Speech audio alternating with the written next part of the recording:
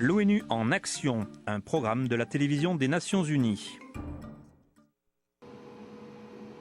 À l'intérieur d'un laboratoire sûr et à l'abri de toute contamination, des scientifiques sont à la recherche d'empreintes digitales nucléaires à Sabersdorf, en Autriche. Ils cherchent les signes d'uranium ou de plutonium qui peuvent révéler des activités nucléaires illégales. Ils analysent des échantillons de l'environnement. Des inspecteurs de l'AIEA, l'Agence internationale de l'énergie atomique, ont collecté ces traces en Irak à la veille de la Seconde Guerre du Golfe et les ont envoyées au laboratoire d'analyse pour les garanties qui n'a détecté aucune activité clandestine.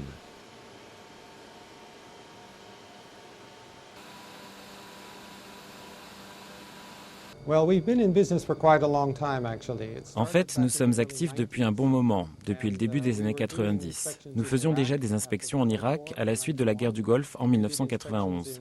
Nous avons fait des inspections en Corée du Nord et en Afrique du Sud.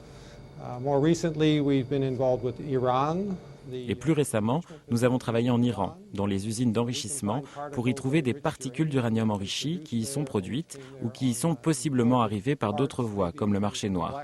Et c'est donc le genre de choses que nous pouvons déceler maintenant.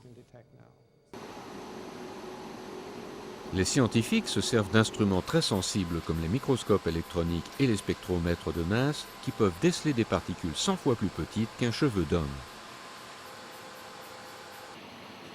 Au département d'analyse chimique, l'attention est particulièrement portée sur l'examen approfondi des échantillons nucléaires saisis dans ce qu'on appelle des installations contenant des matières en vrac où l'uranium est traité, enrichi ou converti en combustible. Stephen Balsley dirige le département d'analyse chimique de l'AIEA. Uranium and plutonium are the two main fissionable elements. L'uranium et le plutonium sont les deux éléments fissibles principaux qui sont utilisés pour produire de l'énergie dans un réacteur. Mais ils sont aussi les éléments fissibles dont on se sert le plus souvent pour produire une arme nucléaire. Nous sommes donc extrêmement intéressés à surveiller de près où et comment les isotopes fissibles de ces deux éléments se déplacent durant le cycle de combustion nucléaire. Comme pour les comptables, le travail de laboratoire aide les inspecteurs à vérifier que les livres nucléaires des pays sont équilibrés, c'est-à-dire s'assurer que les résultats sont conformes à ce qu'ils déclarent. Précision et exactitude sont fondamentales, tout comme la notion d'anonymat dans les recherches. Tous les échantillons sont codés afin qu'aucun des scientifiques n'en connaisse l'origine.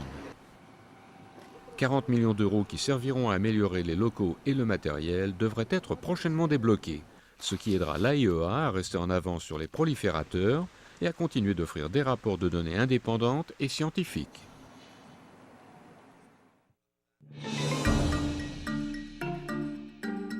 Ce reportage a été préparé par Kirsty Hansen pour les Nations Unies.